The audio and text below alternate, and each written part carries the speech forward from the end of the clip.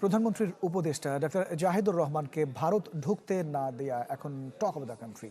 এই ঘটনাকে অনাকাঙ্ক্ষিত এবং দুঃখজনক বলছেন পররাষ্ট্রমন্ত্রী খলিলুর রহমান। আর ভারতের ভারপ্রাপ্ত হাইকমিশনারকে ডেকে তীব্র নিন্দা এবং প্রতিবাদ জানিয়েছে পররাষ্ট্র মন্ত্রণালয়। বিশেষজ্ঞরা বলছেন এই ঘটনায় ফের ঢাকা দিল্লি সম্পর্কের টানাপোড়েন বাড়বে।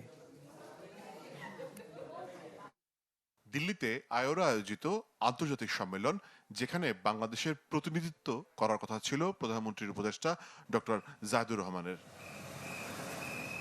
কিন্তু বাদশাধে দিল্লি বিমানবন্দরে ইমিগ্রেশন কূটনৈতিক চিঠি দিয়ে আগে জানানোর পরও রোববার রহস্যজনক কারণে তাকে দিল্লিতে ঢুকতে দেওয়া হয়নি। বিমানবন্দরে 3.5 ঘন্টা জাহিদুর রহমানের সাথে কি হয়েছে তা নিয়ে রয়েছে ধোঁয়াশা। পরে ফিরতি ফ্লাইটে কলম্বো হয়ে ঢাকায় ফেরেন প্রধানমন্ত্রী উপদেষ্টা। পুরো ঘটনাকে অনাকাঙ্ক্ষিত ও দুঃখজনক বলছেন পররাষ্ট্রমন্ত্রী খলিলুর রহমান। আর প্রতিমন্ত্রীর মতে এটি কোনোভাবেই প্রত্যাশিত নয়। এটা একটা অনাকাঙ্ক্ষিত ঘটনা, আপনি যেটা বললেন দুঃখজনকও বটে। এই বিষয়ে পররাষ্ট্র মন্ত্রণালয় যথোপযুক্ত ব্যবস্থা নিচ্ছে। We don't expect this kind of events to happen, but আমাদের মন্ত্রণালয় এটা খোঁজ খবর নিচ্ছে, ইন্ডিয়ার সাথে কথা বলছে।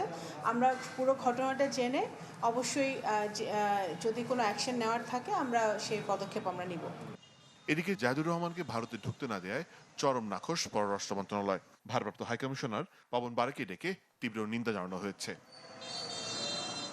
আলোচিত ঘটনাকে সম্পর্ক উন্নয়নে ভারতের কথার বরখেলাপ হিসেবে দেখছে আন্তর্জাতিক সম্পর্ক বিশ্লেষকরা। এটা খুব স্বাভাবিকভাবেই বাংলাদেশ ভারত সম্পর্কের উপরে একটা প্রভাব তো বিস্তার করবে। আমি মনে করি যে এই জায়গাতে আরেকটু দায়িত্বশীল আচরণ করা প্রয়োজন ছিল ভারতীয় কর্তৃপক্ষের, কারণ উপদেষ্টা যখন ভারতে ভ্রমণ করছেন সেটা রাষ্ট্রের প্রয়োজনেই ভ্রমণ করছিলেন, এটা তার ব্যক্তিগত কোনো সফর নয়। ফলে এই জায়গাতে আমার মনে হয় ভারতের অভ্যন্তরীণ ব্যুরোক্রেটিক কাঠামোর ক্ষেত্রে যেরকম দুর্বলতা আমরা দেখতে পাচ্ছি, সেই সাথে আমার কাছে মনে হয় যে রাজনৈতিক যে ধরনের বার্তা আমরা পাচ্ছি সেটা বাংলাদেশ ভারতের সম্পর্ককে এগিয়ে নিয়ে যাওয়ার ক্ষেত্রে আরও কঠিন করে তুলবে।